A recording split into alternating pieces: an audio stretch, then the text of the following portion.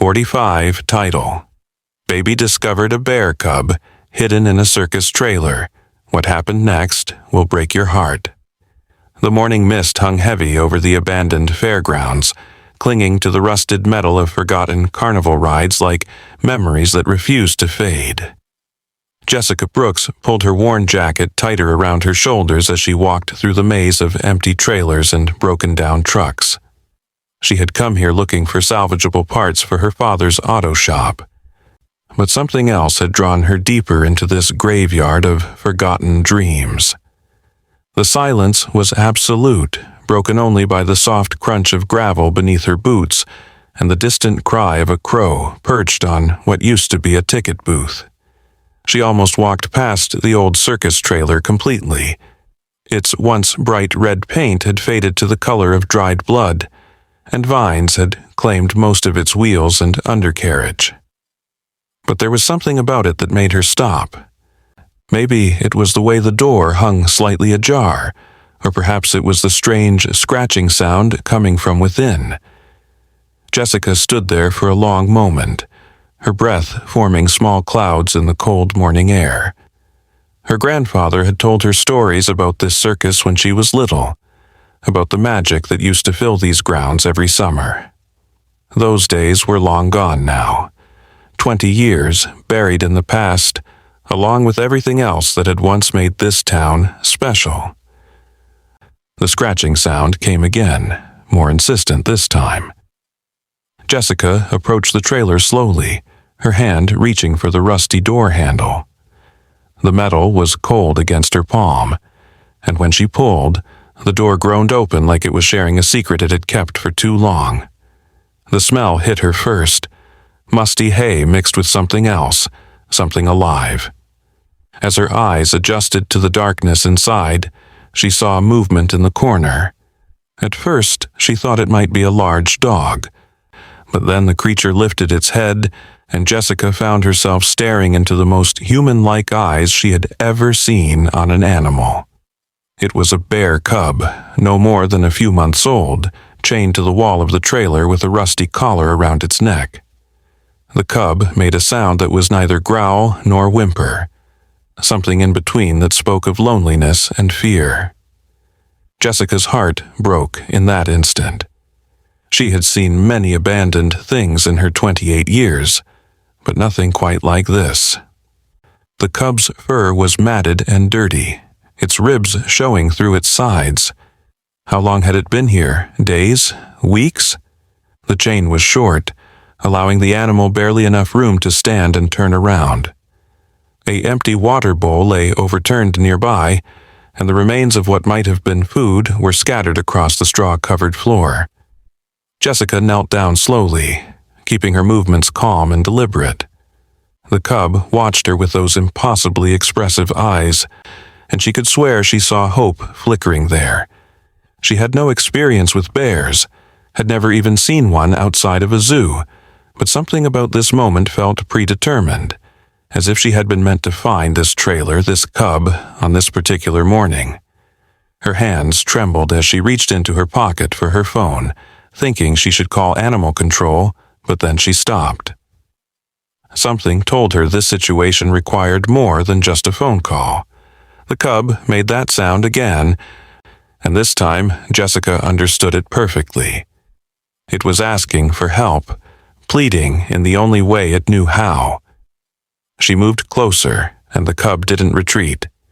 Instead, it stretched its small paw toward her, the chain rattling with the movement. When their eyes met again, Jessica saw something that would haunt her for the rest of her life: complete and utter trust. This creature, abandoned and forgotten, was placing its life in her hands. She examined the collar more closely. It was old, the lock rusted, but still solid. Jessica remembered the bolt cutters in her truck, brought along for salvaging metal parts. She stood up quickly, and the cub made a distressed sound, thinking she was leaving. Jessica turned back, her voice soft and reassuring. She told the cub she would be right back, that everything would be okay, and somehow she knew the animal understood. The way it settled back down, watching the door with patient eyes, told her it would wait. The walk back to her truck felt like miles, though it was only a few hundred feet. Jessica's mind raced with questions. Who had left the cub here? Was it from the old circus that had shut down months ago? She had heard rumors about the owner, Marcus Brennan, how he had disappeared one night leaving everything behind. People said he owed money to dangerous people, but nobody knew for sure. The circus had simply stopped existing, its performers scattered to the wind. Its animals supposedly sold or relocated. Apparently, not all of them. She grabbed the bolt cutters and a blanket from her truck, along with a bottle of water and some beef jerky she had packed for lunch. It wasn't ideal food for a bear cub, but it was better than nothing. As she hurried back to the trailer, Jessica noticed other details she had missed before. There were scratch marks on the inside of the door, as if something had tried desperately to get out. The windows were boarded up from the outside, ensuring complete darkness within. This wasn't neglect. This was deliberate abandonment. The cub was exactly where she had left it, those eyes tracking her every movement as she entered. Jessica set down the supplies and approached with the bolt cutters. The cub remained perfectly still as she positioned the tool around the chain, as if it understood that sudden movement might make her task harder. With considerable effort, she squeezed the handles together. The chain snapped with a sound like a gunshot in the quiet morning, and suddenly the cub was free. But it didn't run. It didn't even stand up immediately. Instead, it looked at the broken chain, then at Jessica, then back at the chain, as if it couldn't quite believe what had happened. Slowly, carefully, it stood on shaky legs and took a tentative step forward. Then another. Jessica poured water into her cupped hands, and the cub drank eagerly, its rough tongue tickling her palms. She offered the beef jerky next, and the cub ate with a desperation that made her eyes well up with tears. As the cub ate, Jessica noticed something else. A small circus collar around its neck, different from the chain collar. This one was decorative, with faded sequins that spelled out a name, Hope. Of course, that would be its name.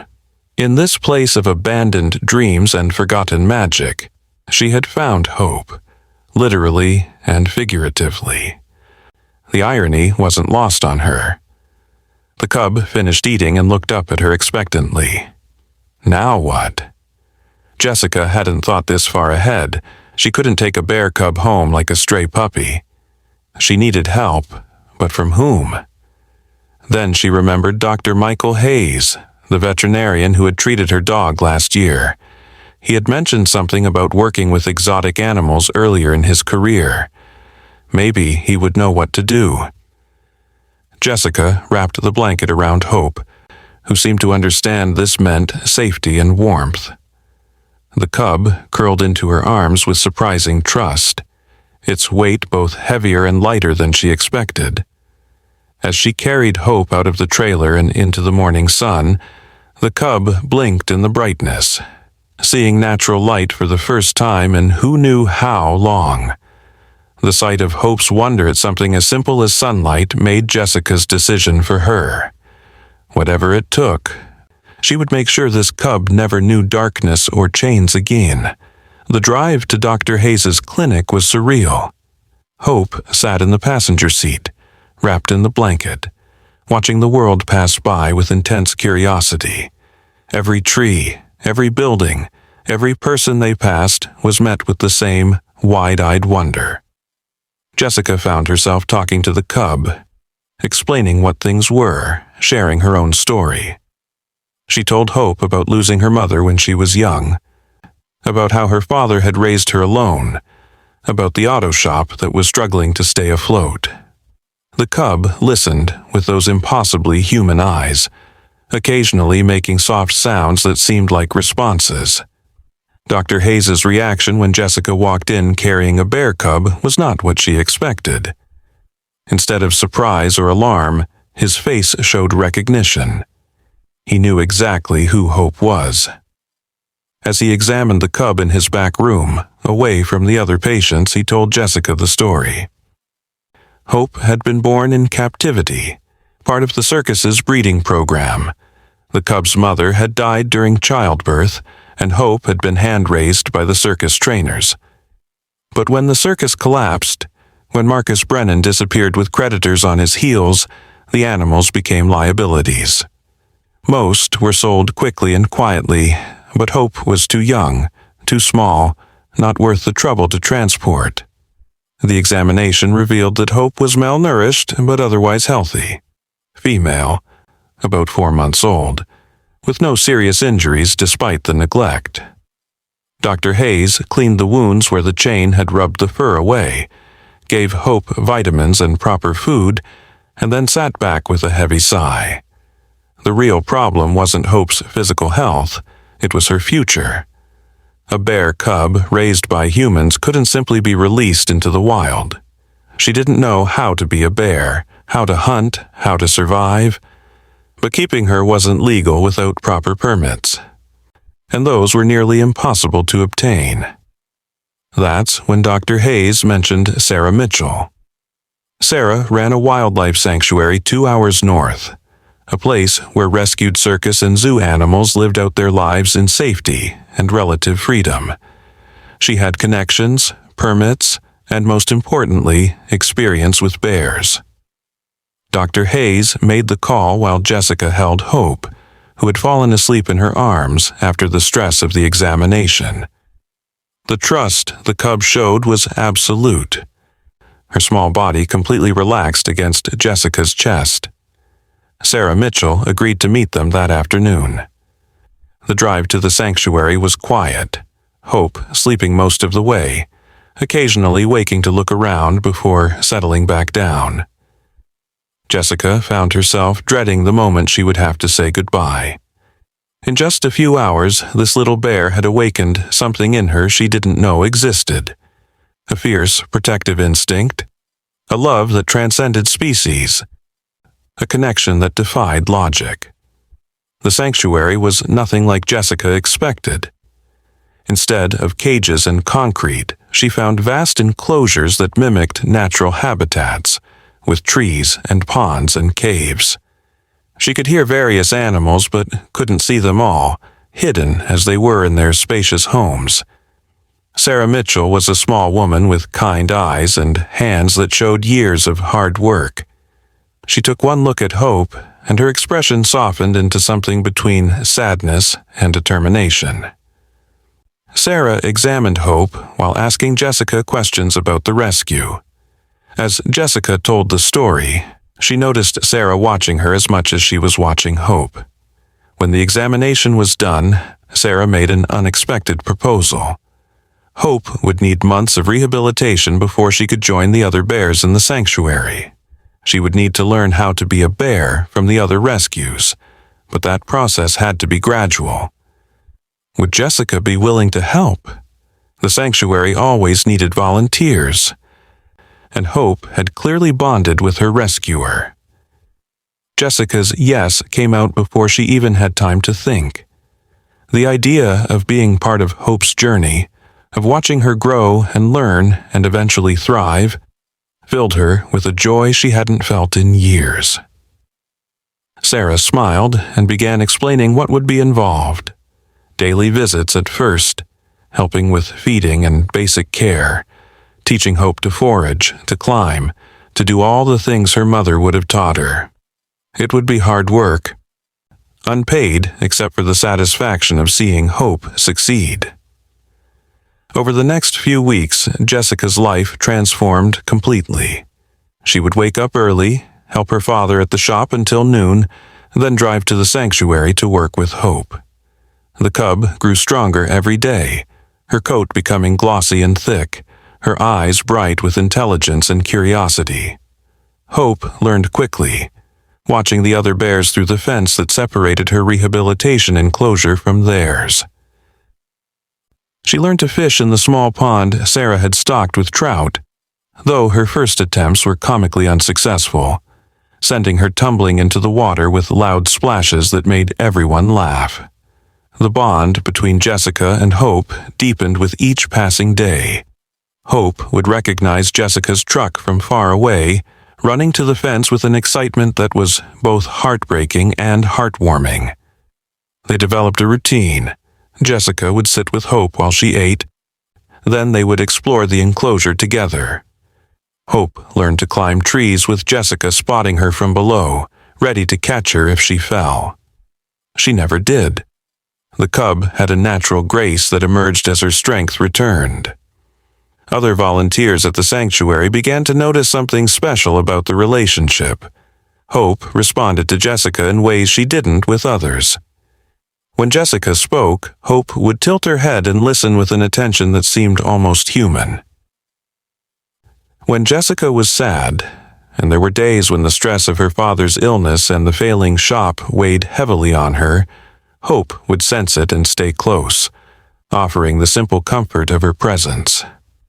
One afternoon, about 2 months into Hope's rehabilitation, something extraordinary happened. Jessica was sitting in the enclosure, watching Hope play with a log she had learned to flip over to find insects underneath. Suddenly, Hope stopped and stood on her hind legs, looking toward the main bear habitat. One of the adult bears, a massive male named Thunder, who had been rescued from a roadside zoo years ago, had approached the fence. Hope made a sound Jessica had never heard before, something deep and instinctive. Thunder responded with a similar call.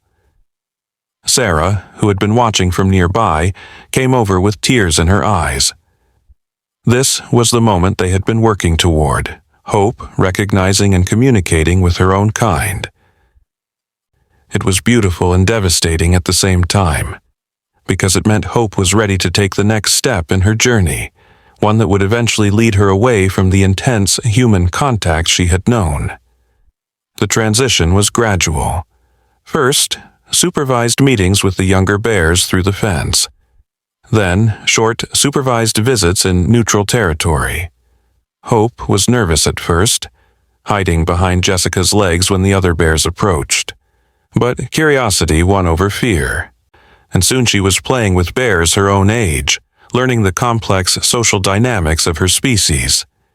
Jessica watched with a mixture of pride and loss as Hope became more bear and less dependent on human comfort. One day, Sarah asked Jessica to come to her office. She had been watching Jessica work with not just Hope, but the other animals too. She had a gift, Sarah said, a natural understanding of animal behavior and an intuition about their needs. Would Jessica consider working at the sanctuary full-time? The pay wasn't much, but it included a small cabin on the property and the chance to continue working with Hope and the other rescues. Jessica thought about her father's shop, about the life she had known in town, about the expectations everyone had for her. Then she thought about the morning she had found Hope, how that moment had changed everything. Her father, when she told him about the offer, smiled in a way she hadn't seen since before her mother died. He told her that the shop had been his dream, not hers, and that seeing her with Hope these past months had shown him a happiness in his daughter he had never seen before.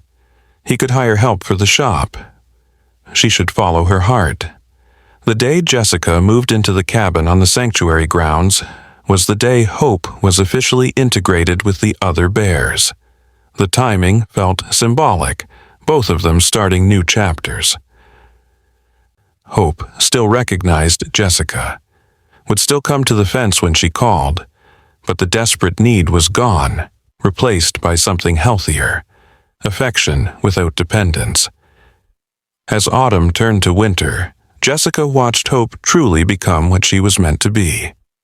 The cub, now much larger and stronger, had claimed her place in the bear hierarchy. She had learned to hibernate, to forage, to be suspicious of strangers while remaining gentle with those she trusted. The circus collar had long since been removed, but Jessica kept it in her cabin, a reminder of where this journey had begun. One snowy morning, Jessica was doing her rounds when she noticed Hope teaching a newly arrived cub how to fish in the partially frozen pond. The new cub, rescued from a bankrupt zoo, was scared and uncertain, much like Hope had been. But Hope was patient, demonstrating the technique over and over until the younger bear understood.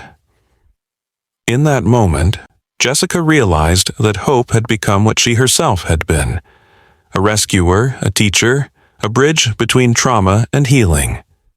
The sanctuary grew over the years, and Jessica grew with it. She became Sarah's right hand, then co-director, and eventually, when Sarah retired, the sanctuary's director. Hope lived a long, full life, raising several orphaned cubs that came to the sanctuary, teaching them what she had learned about being a bear. She never forgot Jessica, would still come to the fence when called even in her old age, those same impossibly human eyes holding all the wisdom of a life fully lived. When Hope passed peacefully in her sleep at the age of 22, Jessica found her in her favorite spot, under the large oak tree where she had first learned to climb. The grief was overwhelming, but so was the gratitude. That scared, chained cub in the circus trailer had not only been saved, but had gone on to save others. The cycle of rescue and redemption had continued through her, touching countless lives. Jessica buried Hope under that oak tree, with the circus collar that had once bound her, but instead of sadness, she felt a profound sense of completion. Hope had lived up to her name in every way possible. She had been hope for Jessica when she needed direction in her life. She had been hope for the other rescued bears who learned from her. She had been hope for everyone who heard her story and understood that even in the darkest places, even in abandoned trailers and forgotten fairgrounds, miracles could still be found. The sanctuary continued to grow, and with it, the legend of Hope. Visitors would come from all over to hear the story of the circus bear who had taught a woman to follow her heart, and the woman who had taught a bear to be wild. Jessica would tell the story differently each time, adding new details she remembered, new lessons she had learned. But the core remained the same, that love transcends species, that trust can bloom in the most unlikely places, and that sometimes being saved means learning to save others. Years later, when Jessica was training new volunteers, she would take them to the oak tree where Hope was buried.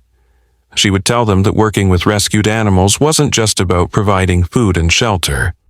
It was about recognizing the individual spirit in each creature, understanding that they had stories and traumas and dreams just like humans did. She would tell them about the morning she found Hope, how the cub's eyes had held such human emotion, such desperate trust.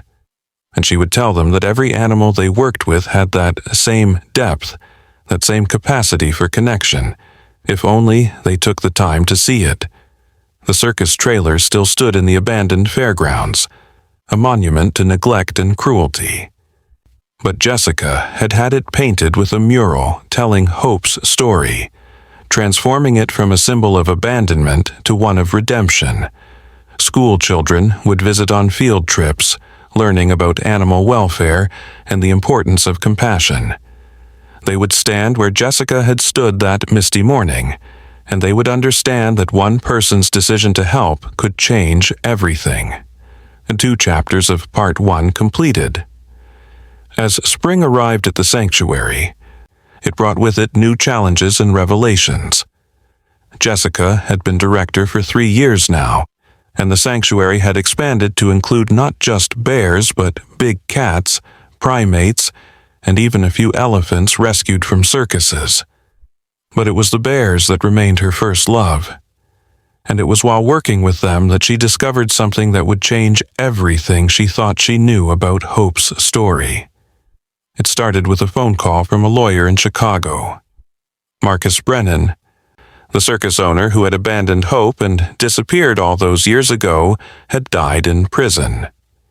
He had been caught eventually, serving time for fraud and animal cruelty among other charges. But before his death, he had written a confession, a tell-all about the circus's dark secrets. The lawyer was calling because Jessica was mentioned in this confession, specifically in relation to Hope. According to Brennan's written account, Hope wasn't just any circus bear. She was part of an experimental program, an attempt to create more trainable bears through selective breeding and early human imprinting. Hope's mother hadn't died in childbirth as everyone believed. She had been sold to a private collector when Hope was just days old, the separation deliberate to make Hope completely dependent on human care. The goal was to create a bear that was more pet than wild animal, something that could be marketed to wealthy individuals who wanted exotic animals. The revelation sickened Jessica, but it also explained so much. Hope's unusual intelligence, her ability to understand human emotion, her natural gentleness, it had all been by design. But what Brennan hadn't counted on was that these same traits that made Hope marketable also made her capable of something far greater, the ability to bridge two worlds and heal the trauma of her own manipulation. Jessica shared this information with only a few trusted colleagues. The public story of Hope remained unchanged, because the truth of her origins didn't diminish the power of her life. If anything, it made her triumph more remarkable. She had been created to be dependent, but had learned independence. She had been designed to be a pet, but had become wild. She had been meant to be owned, but had lived free. The discovery led Jessica to investigate other animals from Brennan's circus. She found 3 more bears in various facilities across the country, all showing the same unusual traits as Hope.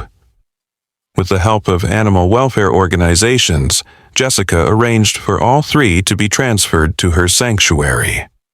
Watching them arrive, seeing their confusion and fear, was like reliving that morning in the trailer all over again. The eldest of the 3, a male named Cosmos, was in the worst condition. He had been passed between multiple owners, each one failing to understand his complex needs. He was aggressive and withdrawn, trusting no one. Jessica spent hours sitting outside his enclosure, reading to him, letting him get used to her presence. It took months, but eventually Cosmos began to respond, showing the same deep intelligence Hope had possessed. The 2 younger bears, females named Star and Luna, adapted more quickly. They had been kept together and found comfort in each other's presence. Watching them explore their new habitat, Jessica was reminded of Hope's wonder at discovering the world beyond the trailer. But these bears had an advantage Hope hadn't had. They had each other, and they had the established bear community at the sanctuary to learn from. The integration process was fascinating to observe. The sanctuary's existing bears seemed to recognize something different about the newcomers, but not in a negative way. Thunder, the old male who had first called to Hope through the fence, took Cosmos under his protection, teaching him the bear behaviors he had never learned. The younger bears accepted Star and Luna immediately, and within weeks they were indistinguishable from any other rescued bears in their play and interactions. Jessica documented everything, working with behavioral scientists to understand what Brennan's breeding program had actually achieved. The consensus was that while the bears did show increased cognitive abilities and emotional intelligence, these traits hadn't made them less bear-like. Instead, they had become bridges, capable of understanding both human and bear society in ways that normal bears couldn't. They were translators between 2 worlds. This understanding led to a new program at the sanctuary.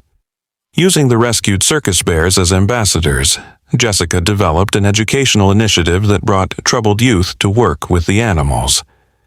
The bears, with their unique ability to connect with humans while maintaining their wild nature, became powerful teachers.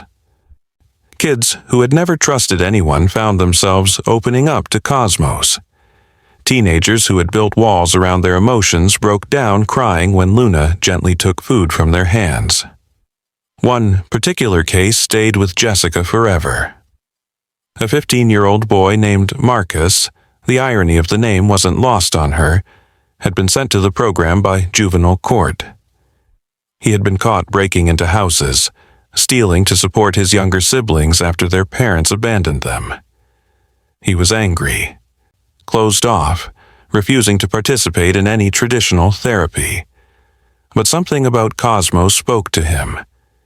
Maybe it was the way the bear had also been abandoned and passed around. Maybe it was the intelligence in Cosmos's eyes that showed he understood more than he could express. Whatever it was, Marcus began visiting the sanctuary every day after school. He would sit by Cosmos's enclosure and talk, telling the bear things he had never told anyone. Cosmos would listen, occasionally coming close to the fence, his presence a silent comfort. The transformation in Marcus was gradual but profound. He began to trust Jessica and the other staff. He started participating in the care of other animals. He brought his younger siblings to meet Cosmos, teaching them about respect and compassion through his interaction with the bear. When it came time for Marcus to age out of the program, he asked if he could continue volunteering. He was now in college, studying veterinary science, his path forever changed by a bear who had been bred to be a pet but had become so much more. The sanctuary's reputation grew, and with it came both opportunities and challenges.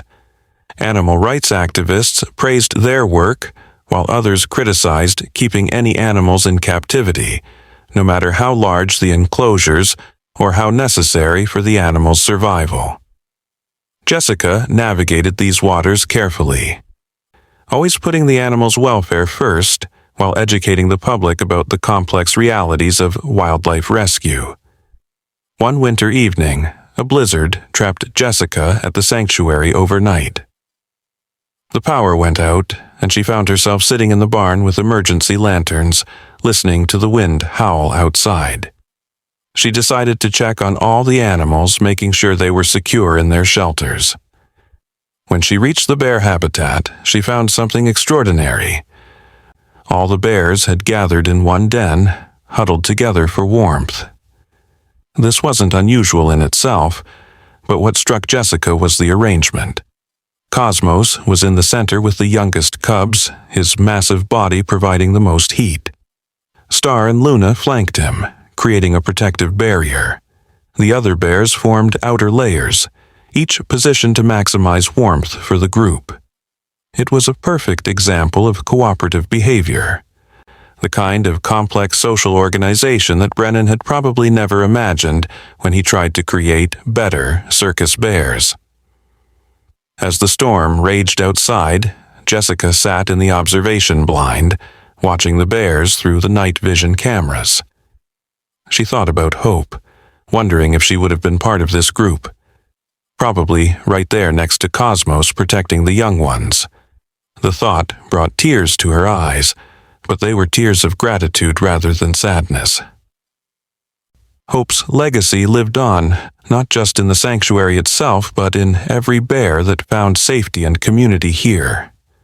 The blizzard lasted 2 days, and during that time, Jessica witnessed dozens of small miracles. Bears sharing food they had cached, taking turns keeping watch while others slept. Even what appeared to be one bear comforting another who seemed distressed by the storm. These observations would later become part of a groundbreaking study on bear social behavior, challenging long-held beliefs about bears being solitary creatures. When spring came, it brought unexpected news. A small circus in Eastern Europe had been shut down for violations, and among the animals needing rescue were 5 bear cubs, all under a year old. The international logistics were complicated, but Jessica knew she had to try. The memory of Hope in that trailer, alone and afraid, made the decision for her. With the help of international animal welfare organizations and crowd-funded donations, the rescue mission was organized. Jessica flew to Romania herself to oversee the transfer. What she found there was both heartbreaking and familiar. The cubs were in conditions similar to where she had found Hope, chained in dark trailers, malnourished and terrified. But unlike Hope, these cubs had each other. They had formed a small family unit, protecting and comforting each other despite their circumstances. The journey back to the sanctuary was long and stressful, but the cubs handled it better than expected, drawing strength from their bond. When they finally arrived and were released into their quarantine enclosure, their joy was infectious. They rolled in the grass, splashed in the water trough, and climbed their first real trees with an enthusiasm that had the entire staff in tears. Integrating 5 cubs at once presented new challenges. Jessica decided to house them near Cosmos, Star, and Luna, hoping the circus bear's unique ability to bridge human and bear worlds would help the cubs adjust. The strategy worked better than she could have hoped. Luna, in particular, took on a maternal role, grooming the cubs and teaching them through patient demonstration. Watching Luna with the cubs, Jessica realized something profound. The trauma these bears had experienced hadn't broken them. It had given them extraordinary empathy. They recognized suffering in others because they had experienced it themselves, and they responded with a gentleness that was remarkable to witness. The circus bears had become healers in their own right, passing on not just survival skills but emotional resilience. One of the Romanian cubs, the smallest female whom they named Dara, was particularly withdrawn. She would eat only when the others had finished and spent most of her time hiding in the den. Medical examinations showed she was physically healthy, but psychologically she was struggling. Jessica tried everything she could think of, but Dara remained distant and fearful. Then one day, Jessica brought out Hope's old circus collar, which she sometimes used in educational presentations. She had set it down on a bench while preparing for a school group visit when Dara suddenly appeared at the fence, making a sound Jessica had never heard from her before. The cub was looking at the collar with what could only be described as recognition. Further investigation revealed that Dara's mother had been from Brennan's Circus, sold to the Romanian operation years ago. Dara had likely been born into the same breeding program that had produced Hope. The collar, with its faded sequins spelling out Hope's name, seemed to trigger some deep genetic memory, or perhaps just reminded her of something from her earliest days. Jessica began wearing the collar on a chain around her neck when working with Dara. It seemed to comfort the cub, creating a connection that transcended logical explanation. Gradually, Dara began to trust, first taking food from Jessica's hand, then allowing gentle touches, and finally playing with the other cubs while Jessica watched. The discovery that Brennan's breeding program had spread internationally led to a larger investigation. Jessica found herself at the center of an effort to track down and rescue all the bears from this lineage. It became her mission to ensure that what had been intended as exploitation became instead a story of redemption. Each bear found and rescued was a victory not just for animal welfare, but for the idea that good could come from evil intentions. Years passed, and the sanctuary evolved into something more than just a rescue facility. It became a research center, a place where the complex emotional and social lives of bears were studied and documented. The descendants of Brennan's breeding program, with their enhanced cognitive abilities, provided unprecedented insights into bear behavior and intelligence. Papers were published, minds were changed, and laws were strengthened to protect these remarkable animals. Jessica, now in her 50s, still walked the grounds every morning, checking on each animal personally. Cosmos had become the patriarch of the bear community, his gentle wisdom guiding younger bears through their trauma. Star and Luna had raised multiple orphaned cubs between them, creating a matriarchal system that ensured no cub was ever alone. Dara had grown into a confident young bear, her early trauma transformed into a fierce protectiveness of younger rescues. One autumn day, a young woman arrived at the sanctuary with a small cub she had found in her garage. The cub had wandered in from the nearby forest, orphaned and starving. As Jessica examined the cub, she noticed something unusual about its eyes. They held that same impossibly human quality that Hope's had. Testing would later confirm that this cub was a descendant of one of the bears from Brennan's program, now living wild but carrying those unique genes. The discovery that the enhanced traits were being passed on in wild populations raised ethical questions that Jessica grappled with. Was it right that human manipulation had permanently altered these bear lineages? But watching the orphaned cub integrate with the sanctuary bears, seeing how the enhanced empathy and intelligence helped it survive and thrive, she realized that nature had taken what humans had done and made it its own. The bears were writing their own story now. The young woman who had brought in the cub turned out to be a wildlife biology student named Emily. She reminded Jessica of herself all those years ago, passionate but unsure, wanting to help but not knowing how. Jessica offered her an internship, and Emily accepted eagerly. Watching Emily work with the bears, seeing her natural intuition and patience, Jessica knew the sanctuary would be in good hands when she eventually stepped down. One evening, as Jessica and Emily were doing final rounds, they stopped at the oak tree where Hope was buried. Emily had heard the story countless times, but always wanted to hear it again. As Jessica told it once more, she realized that the story had evolved over the years, becoming less about rescue and more about transformation. Not just Hope's transformation, but her own, the sanctuary's, and everyone who had been touched by these remarkable bears. Emily asked if Jessica ever regretted giving up her old life, the auto shop, the conventional path she had been on. Jessica thought about it, looking out over the sanctuary that had become her life's work. She could hear Cosmos's deep rumble from the bear habitat, see Star and Luna teaching the latest cubs to fish, watch Dara racing through the trees with a joy that seemed impossible given her traumatic start. She told Emily that she didn't believe in regret, only in following the path that appeared before you. That morning in the abandoned fairground, she hadn't been looking for Hope, but Hope had been waiting for her, had perhaps always been waiting for her. Every choice since then had felt not like a decision, but like a recognition of something that was always meant to be. As they walked back to the main building, a shooting star crossed the darkening sky. Emily made a wish, but Jessica didn't need to.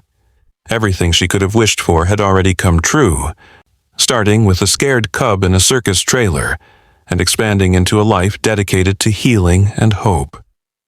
The sanctuary would continue long after she was gone, a testament to the idea that love and compassion could transform even the darkest situations into something beautiful.